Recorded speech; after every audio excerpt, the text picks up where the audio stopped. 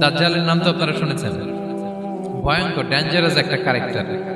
পৃথিবীর শুরু থেকে শেষ পর্যন্ত এর চেয়ে বড় ফিতনা আসেনি, আসবেও না। দাজ্জালের ফিতনা।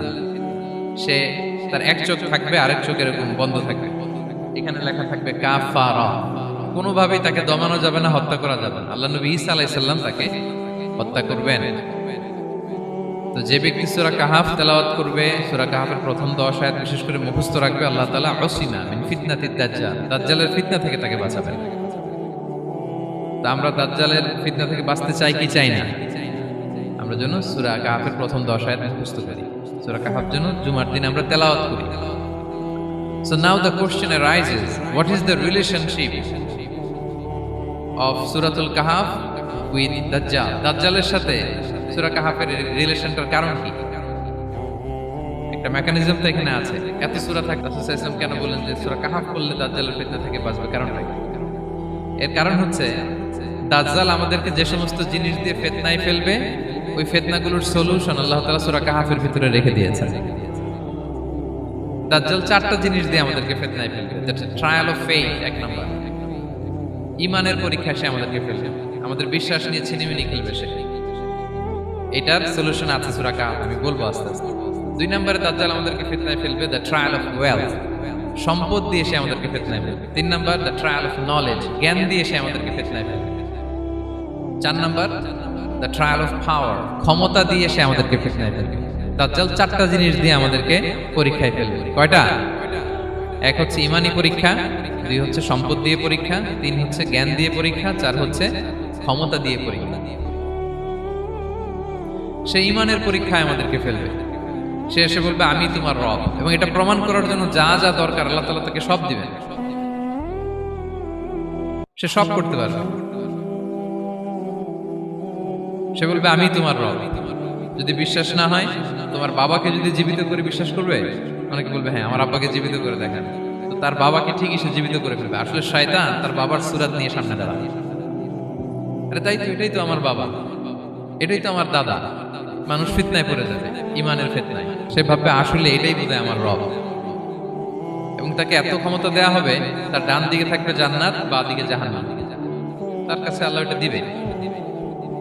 যে তার কথা শুনবে তাকে সে জান্নাতে ঢুকাবে, কিন্তু জান্নাতে ঢুকে সে জাহান্নামের শাস্তি ভোগ করবে। এটা তার বাইরের মানুষ বুঝবে না, অ্যাপারেন্টলি এটা জান্নাত। আর যে তাকে মানবে না তাকে সে জাহান্নামে ফেলবে, কিন্তু জাহান্নামে ঢুকলেও সে জান্নাতের নাজ নেয়ামত ভোগ করবে। তাহলে এই যে ঈমানের ফিতনায় সে ফেলে দিবে আমাদেরকে। তো ঈমান কি করে বাঁচাবো, এটা সলিউশন আমি শোনাবো আপনাদের। 2 নম্বরে সে আমাদেরকে সম্পদ দিয়ে ফিতনায় ফেলবে। যার যা লাগবে সে তাই দিতে পারবে, যা লাগবে। সে যদি আকাশকে বলে আকাশ বৃষ্টি দাও, যাকে তারা মানবে ওই এলাকায় বৃষ্টি হবে, সুজলা সুফলা শস্য শ্যামলা হবে, সে সমস্ত এলাকা ফল মূলে ভর্তি হবে, বরকত আর বরকত। আর যে এলাকার লোকেরা, জনপদের লোকেরা তাকে মানবে না, সে বলবে ওখানে বৃষ্টি হবে না, হবেও না।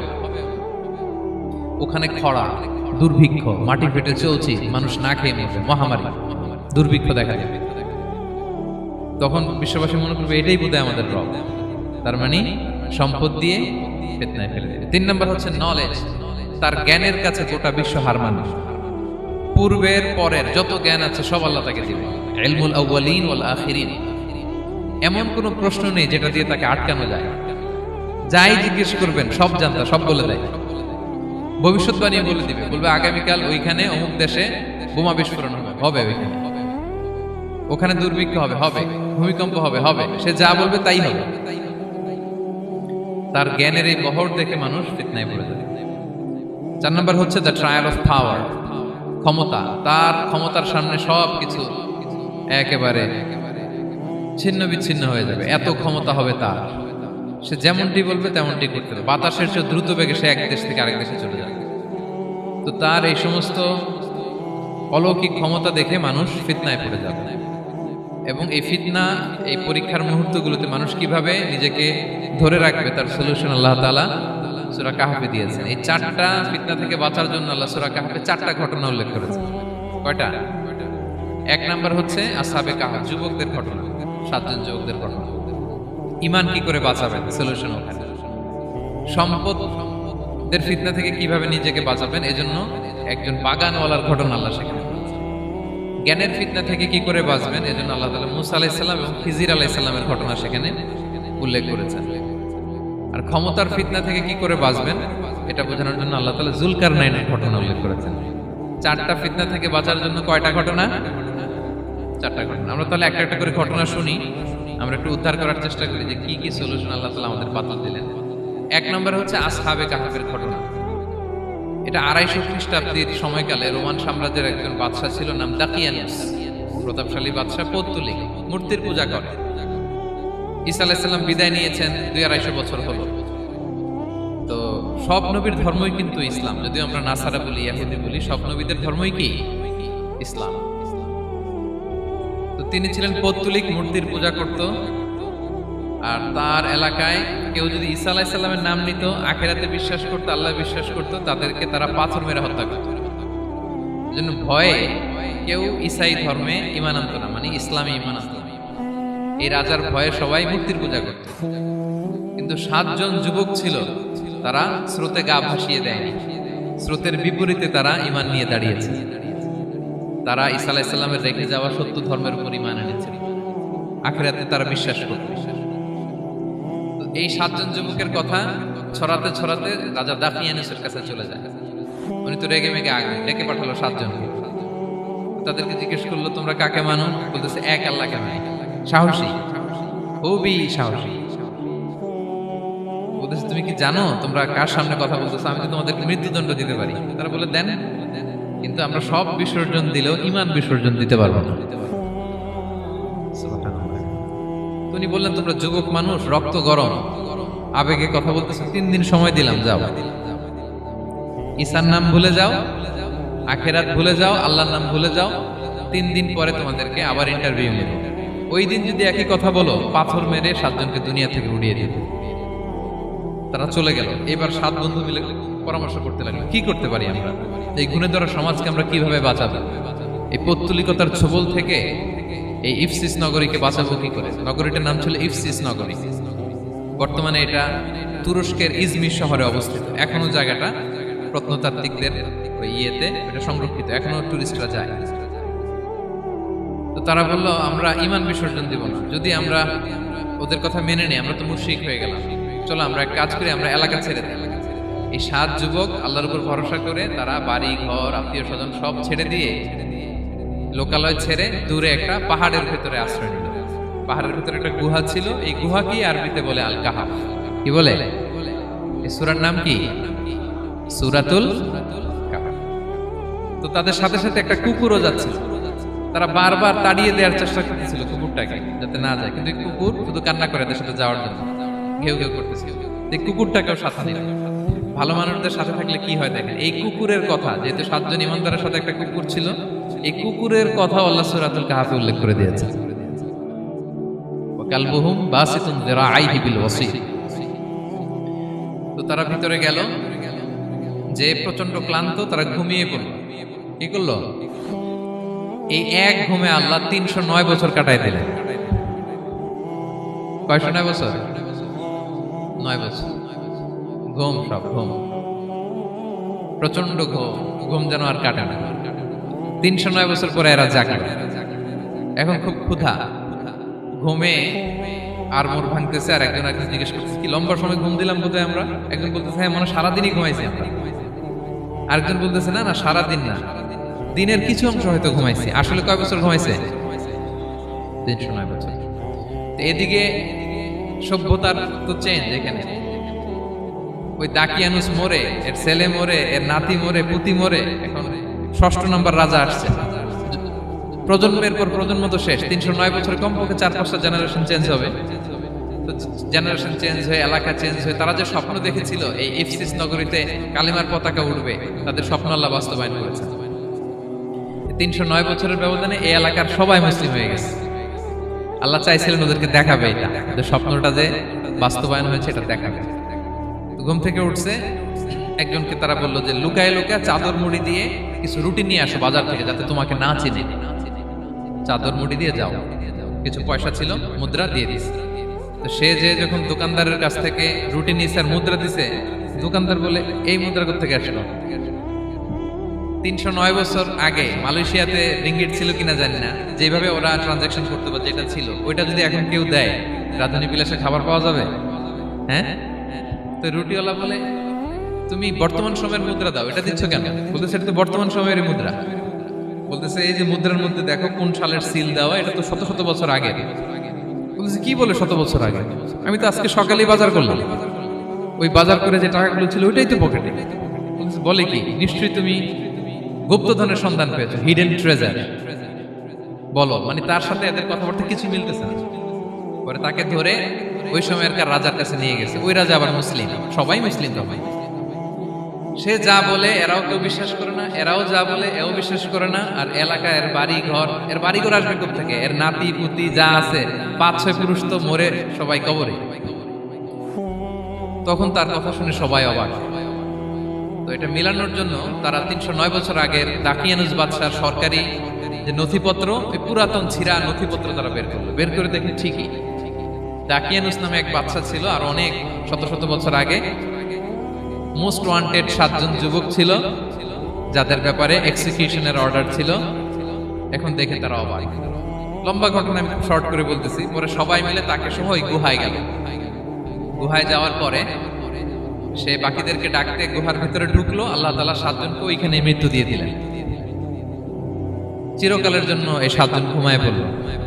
আর এলাকাবাসী রাজা সহ এখানে তারা একটা মসজিদ নির্মাণ করলো। This is the story of আসহাবে কাহাফ। এলাকাবাসী যদিও মুসলিম হয়েছিল, কিন্তু আখিরাতের ব্যাপারে তাদের একটা সন্দেহ ছিল যে আসলে মানুষ মরার পরে কি আবার জীবিত হবে? মৃত্যুবরণ করার পরে আবার মানুষ জীবিত হবে? তাদের মনের মধ্যে একটা সন্দেহ ছিল যে আসলে মারা গেলে মানুষ আবার উঠতে পারে।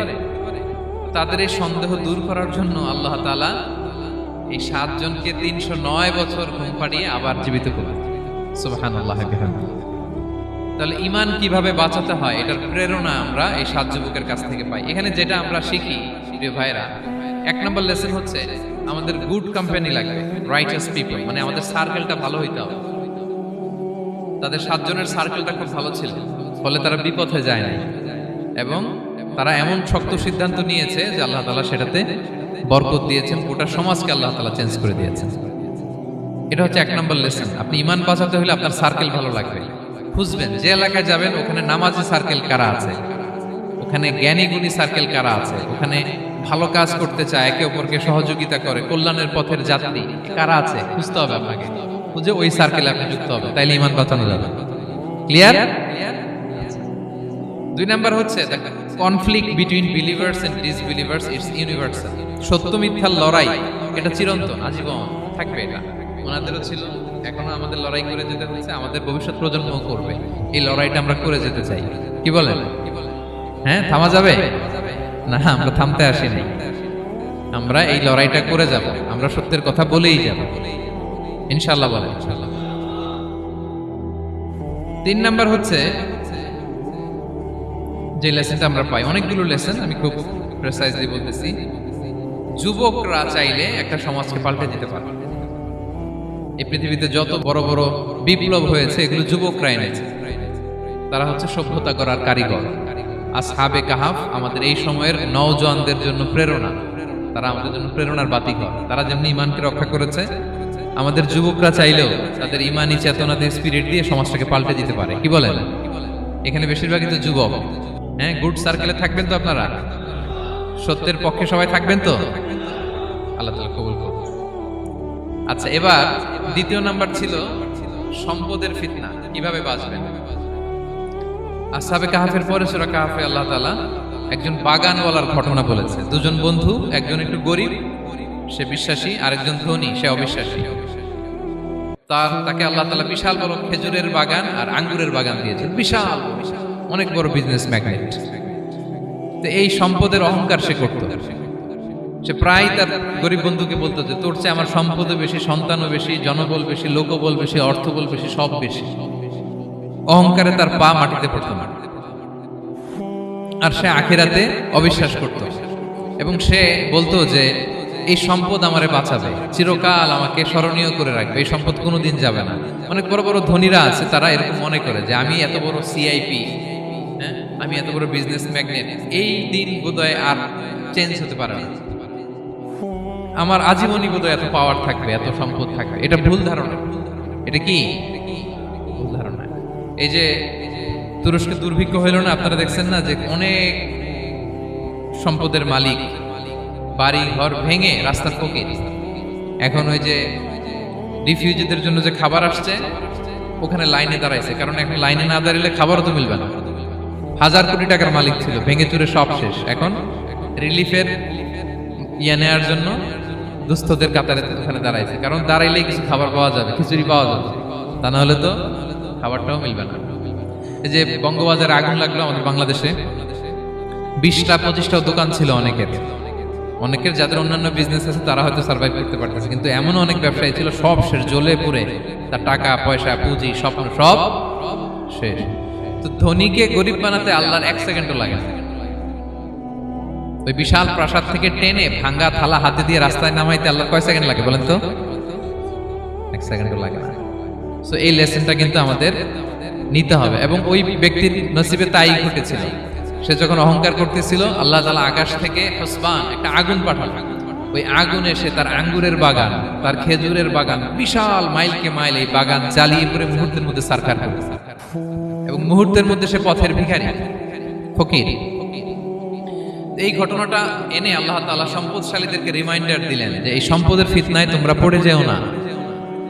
আমরা সম্পদশালী হলে বাস্তবতা অনেক সময় ভুলে যাই। সূরাতুল হুমাযাতে আল্লাহ তাআলা বলেন, ইয়াহসাবু আন্না মালাহু আখলাদা। সম্পদশালীরা মনে করে এই সম্পদ আমাকে চিরকাল বাঁচিয়ে রাখবে, চিরকাল বোধহয় এই সম্পদ আমার হাতে থাকবে। না, এটা হাতের ময়লা, আজ আছে কাল নাই, যে কোনো সময় চলে যেতে পারে। এটা হচ্ছে ম্যাটেরিয়ালিস্টিক আউটলুক, বস্তুবাদী চিন্তা থেকে এই আমাদের ধনী ভাইদের এই সমস্যাটা হয়। ভোগবাদী চিন্তার প্রভাব আর কি। সম্পদ যখন হাতে থাকে ধরাকে সরাজ্ঞান করে, মনে করে যে সবই আমার কন্ট্রোলে। না, আপনারে ওই গরিবের কাতারে আনতে, ওই রিলিফের সম্পদ নেয়ার জন্য ওই লাইনে দাঁড় করাইতে আল্লাহর 1 সেকেন্ডও লাগে না। এটা খেয়াল রাখতে হবে। আমরা যখন প্রাইভেট কারে চড়ি, মাঝে মাঝে অনেকে এসে হাত পাতে, এদেরকে ছোট করা যাবে না। গল্পটা আল্লাহ ভিন্ন করতে আল্লাহর 1 সেকেন্ডও লাগে না। ওইদিকে আমি দাঁড়ায় হাত পাততাম আর উনি প্রাইভেট কারে বসে থাকতো। আল্লাহ চাইলে এরকম করতে পারতেন না? পারতেন। তো এখান থেকে আমাদের জন্য শিক্ষা হচ্ছে, সম্পদ এটা ক্ষণস্থায়ী, আজ আছে কাল নাই। এটা ক্ষণস্থায়ী, এটাকে এভারলাস্টিং মনে করা যাবে না।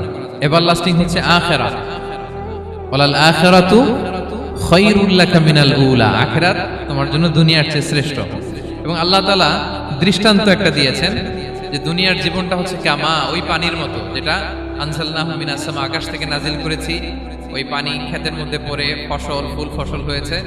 এরপরে যখন ফসল কাটা হয়, ওই ক্ষেত খামার এগুলো তৃণলতা হয়ে যায়, ভুসির মতো হয়ে যায়। তখন বাতাসের ঝাপটায় একবার এদিকে যায়, একবার ওদিকে যায়। অনেক লম্বা উপমা, আমি সংক্ষেপে বললাম। তো শেষ আউটপুটটা হচ্ছে এটা, সম্পদ এটা মুহূর্তেই চলে যেতে পারে। সম্পদ উপার্জন জায়েজ আছে, মুসলিমরা সম্পদ উপার্জন করতে পারবে, কোনো অসুবিধা নাই। আপনি যদি ধনী হন এটা ভালো, ফলে আপনি যাকাত দিতে পারবেন, অসহায় দুস্থদের সহায়তা করতে পারবেন, কন্ট্রিবিউট করতে পারবেন। আপনি সম্পদ হাতের মুঠোয় নেবেন, কন্ট্রোল করবেন, কিন্তু এই দিকে স্থান দিবেন না। দ্যাটস ইট, তাহলেই হবে। আমরা সম্পদ কি করতে পারবো? উপার্জন করতে পারবো, কিন্তু হৃদয়ে স্থান দিতে পারবো না। হৃদয়ে স্থান থাকবে আখিরাতের। এই মাইন্ডসেট যদি আপনি গড়ে তোলেন, তাহলে সম্পদের ফিতনা আপনি কখনো করবেন না। এই পয়েন্টটা কি ক্লিয়ার সবার? ক্লিয়ার। 3 নাম্বার ফিতনা ছিল কিসের ফিতনা দেখি কে বলতে পারে? প্রথমটা হচ্ছে বিশ্বাস বা ঈমানের ফিতনা, 2 নাম্বার হচ্ছে সম্পদের ফিতনা, 3 নাম্বার জ্ঞানের ফিতনা। জ্ঞানেরও কিন্তু ইলমেরও একটা গরম আছে। যার ইলম আছে তার মধ্যে এই সমস্যাটা কাজ করে। সেটার জন্য আল্লাহ তাআলা মুসা আলাইহিস সালাম, খিজির আলাইহিস সালামের ঘটনা বলেন। আমি খুব সংক্ষেপে বলবো, সময় কম। মুসা আলাইহিস সালাম হচ্ছে বনি ইসরাইলের নবী, আর খিজির আলাইহিস সালাম কেউ বলেছেন নবী, কেউ বলেছেন আল্লাহর ওলি। আসলে আরবিতে ওনার নাম খদির, আমরা বাংলায় বলি খিজির। খদির মানে সবুজ। উনি যে কোনো জায়গায় বসলে ওখানে মরা গাছ, লতা পাতা এগুলো সবুজ হয়ে যেত। অনুর্বর এলাকার উপর দিয়ে হেঁটে গেলে ওটা উর্বর হয়ে যেত। তো মুসা আলাইহিস সালাম একবার ওয়াজ করতেছেন এইভাবে বনি ইসরাইলের সামনে, খুতবা দিচ্ছেন। হঠাৎ এক লোক দাঁড়ায় বলে, ইয়া নবী আল্লাহ, মান আ'লামু ফিল আরদ, বর্তমান পৃথিবীতে সবচেয়ে জ্ঞানী কে? মুসা আলাইহিস সালাম বলেন, ফাকালা আনা, আমি। কি বললেন? উনি আসলে ভুল কিছু বলেন নাই, কারণ প্রত্যেক জামানার নবীকেই আল্লাহ তাআলা সবচেয়ে বেশি জ্ঞান দিয়ে পাঠান, কারণ তার কাছে ওহীর জ্ঞান আসে। অদৃশ্যের খবর আসে, ইলমুল গায়ব আসে, কিন্তু এই উত্তরটা আল্লাহ তাআলার পছন্দ হয় না। আল্লাহ তাআলা চাচ্ছিলেন মুসা যদি বলতো আল্লাহ তাআলাই জানে কে জ্ঞানী বা আল্লাহই সবচেয়ে জ্ঞানী, এরকম হলে ভালো হতো। কিন্তু মুসা আলাইহিস সালাম কি বলছে? আমি। এখন প্রশ্ন করলো সবচেয়ে বড় জ্ঞানী কে? উনি কি বললেন? আমি। এই যে আমি এটাতে ঝামেলা আছে। আমি বড়, আমি জানি, আমি সব, দিস ইজ প্রবলেমেটিক। আল্লাহ এটা পছন্দ করলেন না। আল্লাহ তাআলা মুসা আলাইহিস সালামকে বললেন, মুসা তুমি যে বলছো তুমি জ্ঞানী, না তুমি জ্ঞানী না, তোমার চেয়ে বড় জ্ঞানী আছে। মুসা আলাইহিস সালাম বলে তাই নাকি? আমার চেয়ে বড় জ্ঞানী কে? তো আল্লাহ তাআলা বললেন, ইযহাব ইলা মাজমাইল বাহরাইন, দুই সাগর বা দুই নদীর মিলনস্থলে যাও, ওখানে আমার এক বান্দা আছে তোমার চেয়েও জ্ঞানী। মুসা আলাইহিস সালাম বললেন তাই নাকি? তো আল্লাহ আমি কিভাবে চিনি উনি কোথায় থাকে, কিভাবে বুঝবো? আল্লাহ বললেন একটা বড় মাছ নাও, এটাকে ফ্রাই করো, এটাকে ফ্রাই করে একটা ঝুড়ির ভেতরে নাও, যেখানে এই মাছটা সাগরে ঢুকে যাবে ওখানে আমার বান্দাকে পাবে। তো উনি ওনার সহযোগী ইউশা ইবনে নুনকে নিয়ে হাঁটতে লাগলেন। হাঁটতে হাঁটতে এক জায়গায় ক্লান্ত হয়ে পাথরের পাশে বিশ্রাম নিলেন। ওই পাথর থেকে আবার এক ধরনের পানি বের হয়, এই পানিটারে বলে আবে হায়াতের পানি, মাউল হায়াত, জীবন নদীর পানি। এই পানি কোনো মৃত প্রাণী বা বস্তুর গায়ে লাগলে ওটা জীবিত হয়ে যায়। তো ওনারা পাথরে হেলান দিয়ে বিশ্রাম নিচ্ছিলেন, ওই পানি ওই ফ্রাই করা মাছের গায়ে লাগার সাথে সাথে মাছ জীবিত হয়ে ঝুড়ি থেকে বের হয়ে সাগরে ঢুকে গেছে। ওনারা আর খেয়াল করেন না। এরপর আবার হাঁটতে লাগলেন। হাঁটতে হাঁটতে যখন ক্লান্ত শ্রান্ত, তখন বলে এই ইউশা আমাদের ওই মাছ ফ্রাই মাছটা দাও, এখন খাই। ঝুড়ি খুলে দেখে মাছ নাই। মাছ গেল কোথায়? তখন ইউশা বলল হয়তো আমরা যে পাথরের ওখানে বিশ্রাম নিয়েছিলাম ওখানে আমরা মিসিং, ওখানে হারাই ফেলছি। চলো চলো, আরে ওইদিকে তো যাইতে হবে আমাদের। উনি গেলেন, যে দেখে মাছ যে জীবিত হয়ে বালুর এদিকে নাড়াচাড়া করতে করতে সাগরে ঢুকে গেছে, ওখানে দাগ আছে। মুসা আলাইহিস সালাম ঢুকলেন সুরঙ্গ, ঢুকে দেখে চাদর গায়ে দিয়ে এক লোক শুয়ে আছে। সালাম দিলেন, আসসালামু আলাইকুম।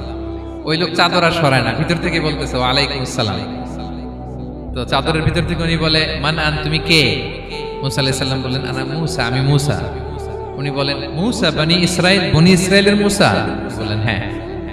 কেন এসেছো? এবার চাদর খুললেন, বলতেছে আপনার কাছ থেকে কিছু শিখতে আসছি। আল্লাহ বলছে আপনি নাকি সবচেয়ে বড় জ্ঞানী। আমি ভুল করে বলে ফেলছিলাম আমি, আল্লাহ বলছেন যে আপনি নাকি জ্ঞানী। বলতেছে না, তুমি আমার জ্ঞান নিতে পারবে না, ওই ধৈর্য শক্তি তোমার নাই। মুসা আলাইহিস সালাম বললেন যে আপনি যে কোনো শর্তে আমাকে একটু রাখেন কয়েকদিন, আপনার সাথে আমি রাজি। বললেন না তুমি পারবে না। মুসা আলাইহিস সালাম জোর করতে লাগলেন। অবশেষে খিদির আলাইহিস সালাম রাজি হলেন। বললেন শর্ত হচ্ছে আমি যাই করি আর না করি আমাকে কোনো প্রশ্ন করা যাবে না। মুসা আলাইহিস সালাম বললেন ওকে। সফর শুরু হলো। সামনে নদী, এক লোক তাদের নৌকা দিয়ে নদী পার করাই দিল। নদী পারাপারের পর খিজির আলাইহিস সালাম লাঠি দিয়ে নৌকার তলাটা ছিদ্র করে দিলেন। মুসা আলাইহিস সালাম বললেন ইন্না লিল্লাহি, এটা আপনি কি করলেন? ওরা আমাদেরকে নদী পার করে দিল, আর যে ভাড়াটা আসছিল এটাও নিল না, আমাদেরকে সম্মান দেখালো, আপনি নৌকা ছিদ্র করে দিলেন। খিজির আলাইহিস সালাম বলছে এই যে আমি বলছিলাম না তুমি ধৈর্য ধারণ করতে পারবে না, যাও তোমার রাস্তায় তুমি, আমার রাস্তায় আমি। মুসা আলাইহিস সালাম আবার ক্ষমা চাচ্ছেন যে আপনি আমার ক্ষমা করেন, আমি তো ভুলে গেছি। আর প্রশ্ন করবেন না। চলতে লাগলেন। হঠাৎ বাচ্চারা খেলতেছে, এক বাচ্চাকে ধরে হত্যা করলেন খিজির আলাইহিস সালাম। এবার তো মুসা আলাইহিস সালাম রেগে গেছে, আপনি করলেনটা কি? নিষ্পাপ ফুলের মতো শিশুকে হত্যা করলেন। খিজির আলাইহিস সালাম বলে এই যে আমি জানতাম যে তুমি ধৈর্য ধারণ করতে পারবে না, তোমার রাস্তা এক, আমার রাস্তা এক, যাও। এবার মুসা আলাইহিস সালাম করজোর করতেছে যে this is the last chance, একটা ফাইনাল চান্স দেন, একটা সুযোগ দেন, আর আমি প্রশ্ন করব, এটাই লাস্ট। বলেন ওকে ঠিক আছে। হাঁটতে হাঁটতে এক ইহুদি বসতির সামনে যে হাজির, দুজনই খুব ক্ষুধার্ত, খাবার চাইলো, এরা আবার কৃপণ, খাবার দিল না। তো খিজির আলাইহিস সালাম বললেন ঠিক আছে খাবার যেতে দিচ্ছেন, আমরা চলে যাই। যাওয়ার পথে দেখতেছে এই এলাকার একটা দেয়াল ভেঙে পড়ে যাবে। উনি বললেন মুসা চলো এটা ঠিক করে দেই। দুইজন মিলে প্রচন্ড ক্ষুধায় এটা সেটা এনে দেয়ালটা তৈরি করতেছে। মুসা আলাইহিস সালাম তো এমনিই রাগী, পেটে আবার ক্ষুধা, আবার বলছে কিছু বলাও যাবে না। তিনি এবার আর প্রশ্ন করেন, বলতেছে ওরা এত কিপটামি করলো আর আপনি এটা করে দিলেন, আপনি তো চাইলে এটা টাকা নিতে পারতেন, পারিশ্রমিক নিতে পারতেন চাইলে। এই কথা বলার পর খিজির আলাইহিস সালাম বললেন হাদা ফিরাকু বাইনি ওয়া বাইনি, এখানেই তোমার আর আমার সেপারেশন, আর সামনে আগানো যাবে না, তোমার কোনো ধৈর্যই নাই। তো এতটুকু তোমাকে আমি বলি যে আমি একটাও আল্লাহর আদেশ ছাড়া করি নাই, আল্লাহর আদেশে আমি করেছি। কি? এক নম্বর হচ্ছে ওই যে আমাদের ভাড়া নিতে চাইলো না, আমাদেরকে পার করে দিল, নৌকাটা ছিদ্র করেছি কারণ এই এলাকায় একজন জালিম বাদশা আছে, সে নৌকা পেলেই গরিব মাঝিদের নৌকা সিজ করে নিয়ে যায়। তো এটাকে যখন তলায় ছিদ্র করে দিছি, এই রাজার লোকেরা এসে দেখবে যে এটা তলা ছিদ্র, তো পানি ঢুকতেছে, এটা আর নিবে না। ওরা পরে সামহাও এটা রিপেয়ার করে চালাইতে পারবে। মুসা আলাইহিস সালাম বলে সুবহানাল্লাহ, তাই তো, এটা তো আমি বুঝতে পারি নাই। আর ওই ছোট শিশুটাকে হত্যা করছি, ও অনেক বড় জালিম হবে এলাকার, তার ফিতনায় এলাকাবাসী তটস্থ থাকবে, সে তার মা বাবাকেও জাহান্নামে নেবে। এজন্য আল্লাহ তাআলা আদেশ দিয়েছেন আমাকে, আল্লাহর আদেশ আমি তাকে হত্যা করেছি। মুসা আলাইহিস সালাম বললেন তাই তো, এটা তো অনেক ভালো কাজ করছেন। তাইলে তো বলতেছে তাহলে ওইটা বলেন, খাবারও দিল না, এত কৃপণ, এদের দেয়াল কেন ঠিক করতে গেলেন আপনি? তখন তিনি বললেন যে আসলে এটা একটা ইয়াতিমদের ঘর ছিল, দুইটা ইয়াতিম শিশু, তাদের বাবা মা খুব ভালো ছিল, আর এই দেয়ালের নিচে আছে গুপ্তধন, এই দেয়ালটা পড়ে যাবে, এই গুপ্তধন তারা ছোট মানুষ নিতে পারবে না, এলাকাবাসী তাদেরকে বঞ্চিত করে নিয়ে যাবে। আমি দেয়াল গড়ে দিলাম যাতে করে তারা যখন প্রাপ্তবয়স্ক হয় নিজেদের সম্পদ নিজেরা বুঝে নিতে পারে। সুবহানাল্লাহ বিহামদিহি। মুসা আলাইহিস সালাম বলে তাই তো, এগুলো তো আমি বুঝতে পারি নাই। তো এই ছিল খুব সংক্ষিপ্ত পরিসরে মুসা আলাইহিস সালাম খিজির আলাইহিস সালামের ঘটনা। তো রাসূল সাল্লাল্লাহু আলাইহি ওয়াসাল্লাম বুখারীতে একটা চমৎকার কথা বলেছেন, তিনি বলেছিলেন ওয়াদিদনা আন্না মুসা সাবার হাত্তা ইউকাসা আলাইনা মিন আমরিহি। রাসূল সাল্লাল্লাহু আলাইহি ওয়াসাল্লাম বলেছিলেন ইস, আমার ভাই মুসা যদি আরেকটু ধৈর্য ধরতো তাহলে আরো কিছু অজানা তথ্য আমরা জানতে পারতাম। এখান থেকে, এই ঘটনা থেকে আমরা কি শিখলাম? প্রথম যেটা আমরা শিখলাম, জ্ঞান নিয়ে বড়াই করতে নেই, ঠিক কিনা? জানার কোনো শেষ নেই, জাননেওয়ালার উপরও জাননেওয়ালা আছে, জ্ঞানীর উপরও জ্ঞানী আছে। আপনি কিছু জেনেই মনে করবেন না আমি সব জানি। আপনার চাইতেও বেশি জ্ঞানী অনেকে আছে, অনেক সময় বক্তার চাইতেও শ্রোতারা অনেক জ্ঞানী। হয়তো এখানে এমন অনেক জ্ঞানী লোক আছে যার ধারে কাছেও আমরা কেউ নেই, হতে পারে। সো আমি সব জানি, এটা ভুল, এটা শয়তান বলে। এটা কে বলে? শয়তান বলে। আবু নাওয়াস একটা কবিতা লিখেছেন, ওয়াকুল লিমান ইয়াদঈ ফিল ইলমি ফালসাফাতান হাবাসতা শাইআন ওয়া গাবাত আনকা আশিয়াউ। কেউ যদি বলে আমি সব জানি, তুমি তাকে বৃদ্ধাঙ্গুলি দেখিয়ে বলো আপনি কিছুই জানেন না, আপনি অল্প কিছু জেনেছেন, জানার এখনো অনেক বাকি। তাহলে মুসা আলাইহিস সালামের এই ঘটনা জিজ্ঞেস করা হলো কে জ্ঞানী, উনি বললেন আমি জ্ঞানী। এরকম কি আমরা কখনো বলবো? না। সবচাইতে বড় জ্ঞানী কে? ওয়া ফাওকা কুল্লি যী ইলমিন আলিম। সবচাইতে বড় জ্ঞানী আল্লাহ তাআলা। সো জ্ঞান নিয়ে আমরা অহংকার করব না। দুই নম্বর যে শিক্ষাটা আমরা পাই, ওই যে নৌকা দিয়ে পারাপার হচ্ছিল, তখন একটা চড়ুই পাখি এসে সাগরের মধ্যে মুখ দিয়েছিল। তো খিজির আলাইহিস সালাম বললেন মুসা, তুমি কি চড়ুই পাখিটা দেখতে পাচ্ছ? হ্যাঁ দেখতে পাচ্ছি। চড়ুই পাখিটা যে সাগরে মুখ দিলে দেখতে পাচ্ছ? হ্যাঁ দেখতে পাচ্ছি। তখন খিজির আলাইহিস সালাম বললেন চড়ুই পাখিটা সাগরে মুখ দিয়ে পানি খাওয়ার পরে চড়ুই পাখির ঠোঁটে বা চঞ্চুতে যতটুকু পানি লেগে আছে, এই পানিটা হচ্ছে তোমার, আমার এবং মহাবিশ্বের আমাদের সকলের জ্ঞান। আর এই মহাসাগরের সকল পানি হচ্ছে আল্লাহ তাআলার জ্ঞান। আল্লাহ তাআলা বলেছেন ওমা উতিতু মিনাল ইলমি ইল্লা কালিলা। আমি তোমাদেরকে একেবারে অল্প জ্ঞান দিয়েছি, একেবারে অল্প। এই রহস্যে ঘেরা এই মহাবিশ্বের অনেক কিছু আমাদের অজানা। প্রিয় ভাইরা, আমরা অনেক কিছু জানি না, আমাদের এই লিমিটেড নলেজে এগুলো ধরে না, তারপর আমরা জ্ঞানের বড়াই করি। আপনারা উপমাটা বুঝতে পারছেন? একটা নৌকা থেকে চড়ুই পাখি ঠোঁট দিয়ে পানি খাচ্ছে, পানি খাওয়ার পরে স্বভাবতই চড়ুই পাখির ঠোঁটে একটু পানি তো লাগবে। খিজির বললেন যে এই পানিটা হচ্ছে তোমার আমার পৃথিবীর সবার জ্ঞান, আর এই সাগরের বাকি পানিগুলো কার জ্ঞান? এবার বুঝতে পারছেন আল্লাহ তাআলার জ্ঞানের পরিধি। আমরা জ্ঞান নিয়ে যেন কখনো কি না করি, বড়াই না করি। জ্ঞান দুই ধরনের, একটা বাহ্যিক জ্ঞান, একটা অন্তর্নিহিত জ্ঞান। External knowledge, internal knowledge. আমরা যখন কোরআন হাদিস পড়ি আমাদের বাহ্যিক জ্ঞান অর্জন হয়। কোরআন হাদিস পড়লেই আপনি জ্ঞানী হয়ে যান। এটা কোরআন হাদিস পড়তে হয়, এটা ডাইজেস্ট করতে হয়, এটার উপর আমল করতে হয়। এই জ্ঞান অর্জন শেষে এরপরে আল্লাহর প্রিয় বান্দাদেরকে আল্লাহ অন্তরে ইলমের নূর দেন, ইলহাম দেন। That is the knowledge, that is the pure knowledge. আপনি হাফেজে কোরআন হয়ে ভাবেন না আপনি সব জানেন, আপনি বুখারী মুখস্থ করে ভাবেন না সব জানেন। এই সব জ্ঞান অর্জন করার পরে ইলমের নূর হাসিল হয়, সেটা আল্লাহ সবারে দেয় না। সো এই অন্তর্নিহিত জ্ঞান, দূরদৃষ্টি, farsightedness, that is the pure knowledge. এটার জন্য বছরের পর বছর, যুগের পর যুগ সাধনা করতে হয়। সেটার জন্য এই জ্ঞান অর্জনের জন্য তিনটা জিনিস করতে হয় ইলমের নূর অর্জনের জন্য। কয়টা? এক হচ্ছে বিনয়, দুই হচ্ছে সফর, তিন হচ্ছে সবর। আবার বলি, এক হচ্ছে বিনয়, দুই হচ্ছে সফর, তিন হচ্ছে সবর।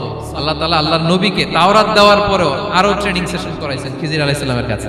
যাও, ওনার কাছে গেলে তুমি ছোট হবা, নত হবা। জ্ঞান যদি আমি নিতে চাই আমাকে ছোট হইতে হবে।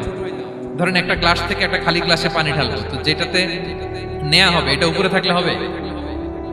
যে গ্লাসটার মধ্যে পানি আছে এটা উপরে থাকবে, ওইটা ব্ল্যাঙ্ক গ্লাসের মধ্যে পড়বে। আপনি নলেজ ইলম নিতে চাইলে আপনাকে নিচে থাকতে হবে, উনি উপরে থাকবেন। আপনার শায়েখ আপনাকে দিবে, আপনার উস্তাজ আপনাকে দিবে, আপনার মুর্শিদ আপনাকে দিবে। বুঝতে পেরেছেন? তাহলে আমাদেরকে হাম্বলনেস লাগবে, শিখতে হইলে হাম্বল হইতে হয়, বিনয়ী হইতে হয়। আচ্ছা, 2 নাম্বার সফর করতে হয়। এটা আল্লাহ মুসা আলাইহিস সালামকে দিয়ে করাইছেন, যাও পিছে পিছে উস্তাদের পিছে পিছে ঘুরো। তো এজন্য সফর করতে হয়। এখন ঘরে বসে অনেক কিছু জানা গেল, উস্তাদের সান্নিধ্য লাগে, সফর করতে হয়। আমাদের ক্লাসিক আলেমরা হাদিস কালেকশনের জন্য শহরকে শহর সফর করতেন। এখনো আমাদের আলেমরা দেওবন্দে যায়, মিশরে যায়, মদিনায় যায়, এখানকার মালয়েশিয়ান স্টুডেন্টরা দেশে বিদেশে যে নলেজ অর্জন করে। সফর আপনাকে লাগবে। তাহলে বিনয়, সফর, 3 নম্বরে কি সবর, ধৈর্যশীল হইতে হবে। দেখেন মুসা আলাইহিস সালাম বারবার প্রশ্ন করে ফেলতেছেন, বারবার ওয়াদা ভঙ্গ করতেছেন, এরকম করলে হবে না, ধৈর্য লাগবে। ধৈর্যের বলে বলিয়ান হলে তখনই আপনার মধ্যে ইলম আসবে। তাহলে জ্ঞানের ফিতনায় পড়ার আর আমাদের কোনো সম্ভাবনা আছে? আমরা বিনয়ী হব, আমরা জ্ঞান আল্লাহর দিকে ফিরাই দেব, আমরা বলবো উনি সবচেয়ে ভালো জানেন। পারা যাবে তো ইনশাআল্লাহ? আচ্ছা, আমি একেবারে শেষ পর্যায়ে চলে আসছি, 2 মিনিটের মধ্যে শেষ করে দিচ্ছি। 3 নাম্বার ছিল কিসের ফিতনা? 4 নাম্বার ক্ষমতার ফিতনা। এই ফিতনা থেকে বাঁচার জন্য সর্বশেষ আল্লাহ তাআলা যুলকারনাইনের ঘটনা বলেছেন। অনেক বড় বাদশা ছিলেন, পৃথিবীতে 4 জন বাদশা গোটা বিশ্ব শাসন করেছেন। 2 জন কাফির, 2 জন মুমিন। কাফির একজন হচ্ছে নমরুদ, যিনি ইব্রাহিম আলাইহিস সালামকে আগুনে ফেলেছিলেন। আরেকজন হচ্ছে বখতে নাসার, যাকে ইংরেজিতে বলে নেবুচারনেজার দ্য সেকেন্ড, দ্বিতীয় নেবুচারনেজার। তারা কোনো নির্দিষ্ট এরিয়ার বাউন্ডারির বাদশা না, গোটা বিশ্বের বাদশা ছিলেন। এই 2 জন কাফির। আর 2 জন বাদশা ছিলেন গোটা বিশ্বকে শাসন করেছেন, তারা ছিলেন মুমিন। একজন হচ্ছে সুলাইমান আলাইহিস সালাম, আল্লাহর নবী। আরেকজন হচ্ছে যুলকারনাইন, গোটা বিশ্ব শাসন করেছেন, প্রাচ্য থেকে পাশ্চাত্য সব জায়গায় তিনি গিয়েছেন, ইসলামের বাণী প্রচার করেছেন, জালিমদেরকে শায়েস্তা করেছেন। তো এরকম দিক বিদিক তিনি জয় করতেছিলেন। অনেকে যুলকারনাইনকে আলেকজান্ডার দ্য গ্রেটের সাথে গুলিয়ে ফেলে না। ম্যাসিডোনিয়াতে যে আলেকজান্ডার দ্য গ্রেট ছিল, উনি আর যুলকারনাইন এক নন। যুলকারনাইন হচ্ছে আল্লাহ তাআলার প্রিয় একজন বান্দা, অনেক বড় সাহসী বীর পুরুষ ছিলেন, গোটা বিশ্বে ইসলাম প্রচার করেছেন। করতে করতে করতে করতে অনেক বড় ঘটনা, আমি সব শেষের ঘটনাটা বলি। উনি জর্জিয়া, বর্তমান যে জর্জিয়ার তিবলিসি এরিয়া, এখানে এসে একটা এলাকার সন্ধান পেলেন, যারা ওনাকে এসে বলল যে এখানে একটা জঙ্গলি গ্রুপ আছে যাদের নাম ইয়াজুজ মাজুজ, তারা এসে আমাদের উপর হামলা করে। হে যুলকারনাইন, আমরা আপনাকে ট্যাক্স কালেক্ট করে দিচ্ছি, আপনি তাদের মাঝে আর আমাদের মাঝে একটা প্রাচীর তৈরি করে দেন। আপনারা ইয়াজুজ মাজুজের নাম শুনেছেন না? ইংরেজিতে বলে গগ ম্যাগগ। নূহ আলাইহিস সালামের 4 সন্তান ছিল, হাম, সাম, ইয়াফাস, কানাআন। এই ইয়াফাসের বংশধর হচ্ছে ইয়াজুজ মাজুজ, জঙ্গলি, হাজার হাজার শুধু বংশ বিস্তার করে। তারা এসে লোকালয়ে মানুষের উপর আক্রমণ করে, তাদের গবাদি পশু এগুলো ছিনিয়ে নেয়, ফলমূল খেয়ে ফেলে। তো যুলকারনাইন বাদশার কাছে যখন বিচার দেওয়া হলো, উনি বললেন ঠিক আছে, তোমাদের ট্যাক্স দেয়া লাগবে না, তোমরা শারীরিক পরিশ্রম করে আমাকে সাহায্য করো। তো উনি বর্তমানে হচ্ছে এক পাশে কৃষ্ণ সাগর, ব্ল্যাক সি, আরেকদিকে কাস্পিয়ান হ্রদ বা কাস্পিয়ান সাগর, এর মাঝখানে 1200 কিলোমিটার লম্বা মাউন্টেন রেঞ্জ, পাহাড়ি এরিয়া, আপনারা গুগলে দেখবেন। এইখানে 2 পাহাড়ের মাঝখানে ফাঁকা জায়গায় তিনি বড় বড় লোহার পাত প্রথিত করলেন, গেড়ে দিলেন। এরপরে তামা, সীসা গালিয়ে বিশাল একটা ওয়াল তৈরি করলেন। এটা যুলকারনাইন উনার বানানো ওয়াল বা ড্যাম, প্রাচীর। এখন আর ইয়াজুজ মাজুজ আসতে পারে না, ওরা আর আসতে পারে না। ওরা প্রতিদিন এটা ভাঙার চেষ্টা করে, কিন্তু ভাঙতে ভাঙতে আরেকটু ভাঙলেই ভেঙে যাবে। ওরা বলে আগামীকাল ভেঙে ফেলবে, ইনশাল্লাহ বলতে ভুলে যায়। এজন্য এরপরের দিন এসে দেখে আবার এটা আগের মতো হয়ে আসছে। কিয়ামতের আগ দিয়ে ওদের মধ্যে এই ইনশাআল্লাহর প্রেরণা আসবে। তাদের একজন বলে উঠবে আগামীকাল ইনশাআল্লাহ আমরা এটা ভেঙে খান খান করে দেব, ঠিকই ভেঙে ফেলবে। তখন তারা ভেঙে চুরে কোটি কোটি ইয়াজুজ মাজুজের দল এসে হামলে পড়বে। সামনে পড়বে তাবারিয়া সাগর, এক দল এসে তাবারিয়া সাগর এমন ভাবে খাবে, এই দল যাওয়ার পরে আরেক দল এসে এখানে যে সাগরে যে পানি ছিল এটা কল্পনাই করতে পারবে না। তারা পৃথিবীতে ফিতনা ফাসাদ করবে। ঈসা আলাইহিস সালাম তখন আসবেন, দোয়া করবে আল্লাহ তাআলার কাছে মুমিনরা, একটা মহামারী দিবে আল্লাহ তাআলা ইয়াজুজ মাজুজের মধ্যে, ওরা মরে যাবে সব। এরপর বিশাল এক পাখি এসে তাদেরকে আল্লাহর মর্জি মাফিক এমন এক জায়গায় ফেলে আসবে, কেউ জানবে না। তো তারা যে পচে গলে মাটির সাথে মিশেছিল, এই গলিত লাশ থেকে মাটি খুব উর্বর হয়ে যাবে। এরপর আল্লাহ তাআলা পৃথিবীর মধ্যে বারাকা দিবেন, কিছু রোপণ করলে তাড়াতাড়ি ফুলে ফেপে বড় বড় ফলমূল হচ্ছে। তো এটা কিয়ামতের আলামতের অন্য কোনো আলোচনায় হয়তো আমরা বলবো।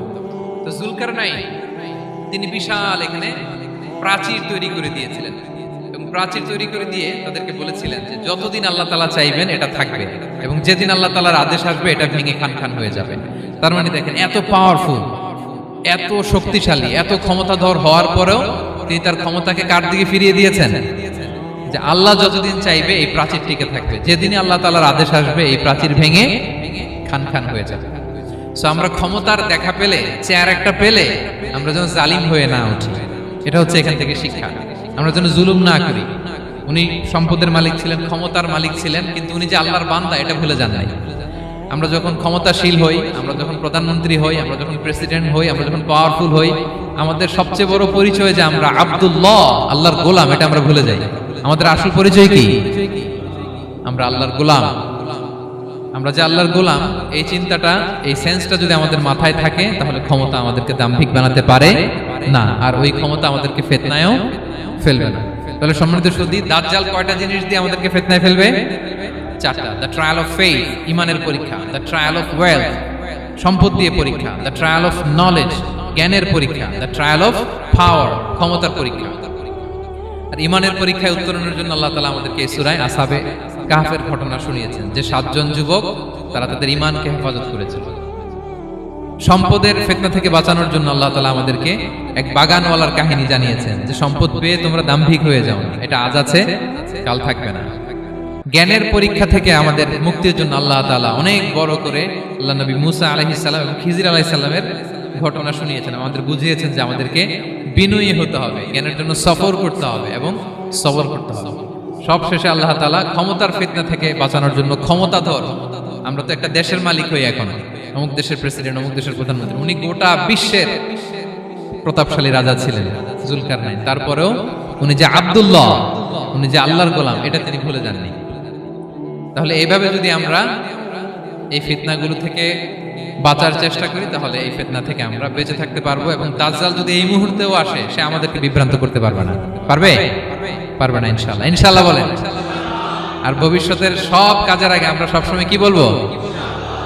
মনে থাকবে সবার? আল্লাহ তাআলা আমাদের সবাইকে কথাগুলো বোঝার ও আমল করার তৌফিক দান করুন।